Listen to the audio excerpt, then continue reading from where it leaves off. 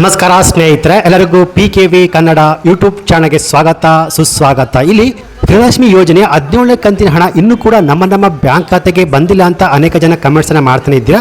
So 17ನೇ ಕಂತಿನ ಹಣ ಏನಕ್ಕೆ ಬಂದಿಲ್ಲ, ಯಾರಿಗೆಲ್ಲ ಬಂದಿಲ್ಲ, ಹಾಗೆಯೇ 17ನೇ ಕಂತಿನ ಹಣ ನಿಮಗೆ ಬರಬೇಕಾದ್ರೆ ಏನು ಮಾಡಬೇಕು ಎನ್ನುವ ಕಂಪ್ಲೀಟ್ ಮಾಹಿತಿ ಈ ಒಂದು ವಿಡಿಯೋದಲ್ಲಿ ನಿಮಗೆ ಸಿಗುತ್ತೆ. ಹೌದು ಸ್ನೇಹಿತರೆ, ಯಾವೆಲ್ಲ ಮಹಿಳೆಯರು ಇನ್ನೂ ಕೂಡ ನಮಗೆ 17ನೇ ಕಂತಿನ ಹಣ ಬಂದಿಲ್ಲ ಅಂತ ಇದ್ದಿರೋ ಈ ವಿಡಿಯೋವನ್ನು ಸ್ಕಿಪ್ ಮಾಡದೆ ಫುಲ್ ವಿಡಿಯೋ ಕೊನೆವರೆಗೂ ನೋಡಿ. ಬನ್ನಿ ವಿಡಿಯೋವನ್ನು ಶುರು ಮಾಡೋಣ. ಅದಕ್ಕಿಂತ ಮುಂಚೆ ನೀವಿನ್ನು PKV ಕನ್ನಡ ಯೂಟ್ಯೂಬ್ ಚಾನಲ್ಗೆ ಸಬ್ಸ್ಕ್ರೈಬ್ ಮಾಡಿಲ್ಲ ಅಂದರೆ ದಯವಿಟ್ಟು ಇಲ್ಲಿ ಕಾಣುವಂತಹ ಸಬ್ಸ್ಕ್ರೈಬ್ ಬಟನ್ ಪ್ರೆಸ್ ಮಾಡಿಕೊಳ್ಳಿ. ಹಾಗೆಯೇ ಪಕ್ಕದಲ್ಲಿ ಬರುವಂತಹ ಬೆಲ್ ಬಟನ್ ಒತ್ತಿ. ಸೊ ನಾನು ಯಾವುದೋ ಒಂದು ವಿಡಿಯೋವನ್ನು ಅಪ್ಲೋಡ್ ಮಾಡಿದಾಗ ನೀವು ನೋಡಬಹುದು. ನೀವು ಮಾಡುವ ಒಂದೇ ಒಂದು ಲೈಕ್ ಮತ್ತು ಸಬ್ಸ್ಕ್ರೈಬ್ ಇಂದ ನಿಮಗೆ ಇದೇ ರೀತಿಯಾದ ಸರ್ಕಾರಿ ಮಾಹಿತಿಗಳು ಕಂಟಿನ್ಯೂ ಸಿಗುವಂಥದ್ದು. ಸೊ ಸ್ನೇಹಿತರೆ, ಇಲ್ಲಿ ಗೃಹಲಕ್ಷ್ಮಿ ಯೋಜನೆಯ 17ನೇ ಕಂತಿನ ಹಣ ನಮಗೆ ಇನ್ನೂ ಬಂದಿಲ್ಲ ಅಂತ ಇದ್ದವರಿಗೆ ಇಲ್ಲಿ ಸಚಿವ ಲಕ್ಷ್ಮೀ ಹೆಬ್ಬಾಳ್ಕರ್ ಬಿಗ್ ಅಪ್ಡೇಟ್ಸ್ ಅನ್ನು ಕೊಟ್ಟಿದ್ದಾರೆ. ಹೌದು ಸ್ನೇಹಿತರೆ, ಸೊ ಇಲ್ಲಿ 70% ಮಹಿಳೆಯರಿಗೆ ಗೃಹಲಕ್ಷ್ಮಿ ಯೋಜನೆಯ 17ನೇ ಕಂತಿನ ಹಣ ಜಮಾ ಆಗಿರುವಂಥದ್ದು. ಸೊ ಬಾಕಿ ಉಳಿದ 30% ಮಹಿಳೆಯರಿಗೆ ಏನಕ್ಕೆ ಬಂದಿಲ್ಲ ಅಂತ ಇನ್ನೂ ಕೂಡ ಸಚಿವ ಲಕ್ಷ್ಮೀ ಹೆಬ್ಬಾಳ್ಕರ್ ಮಾಹಿತಿಯನ್ನು ಕೊಟ್ಟಿಲ್ಲ. ಆದರೆ ಇಲ್ಲಿ ನೀವು ವೇಟ್ ಮಾಡಿ, ನಿಮ್ಮ ಬ್ಯಾಂಕ್ ಖಾತೆಗೆ ಬಂದೇ ಬರುತ್ತೆ. ಅಂದರೆ ಇದೇ ಮಾರ್ಚ್ 31ರೊಳಗೆ ಪ್ರತಿಯೊಬ್ಬರು ಕೂಡ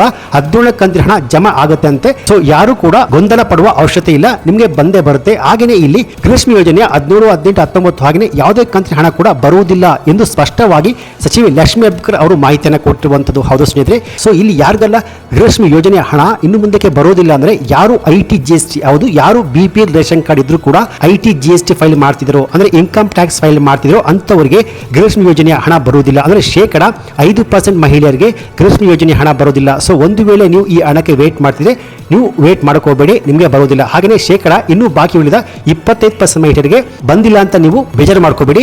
ಹಣ ಬಂದಿಲ್ಲ ಅಂತ ನೀವು ಯಾವುದೇ ಆಫೀಸ್ಗೆ ಹೋಗುವ ಅವಶ್ಯಕತೆ ಇಲ್ಲ, ವೇಟ್ ಮಾಡಿ, ನಿಮಗೆ ಬಂದೇ ಬರುತ್ತೆ. ಆದರೆ ಹಂತವಾಗಿ ಎಲ್ಲ ಜಿಲ್ಲೆಗಳಿಗೂ ಹಣವನ್ನು ಜಮಾ ಮಾಡ್ತಾನೆ ಇದ್ದೀವಿ. ಇದೇ ಮಾರ್ಚ್ 31ರೊಳಗೆ ಎಲ್ಲರಿಗೂ ಪ್ರತಿಯೊಬ್ಬರು ಕೂಡ 17ನೇ ಕಂತಿನ ಹಣವನ್ನು ಜಮಾ ಮಾಡ್ತೀವಿ ಅಂತ ಸಚಿವ ಲಕ್ಷ್ಮೀ ಹೆಬ್ಬಾಳ್ಕರ್ ಹೇಳಿದರೆ.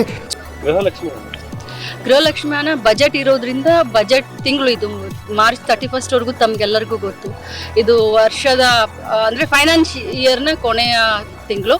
ಸೊ 31ನೇ ತಾರೀಕು ಆದಮೇಲೆ ಗೃಹಲಕ್ಷ್ಮಿ 2 ಕಂತಿನ ಹಣ ಬಿಡುಗಡೆ ಮಾಡಿ.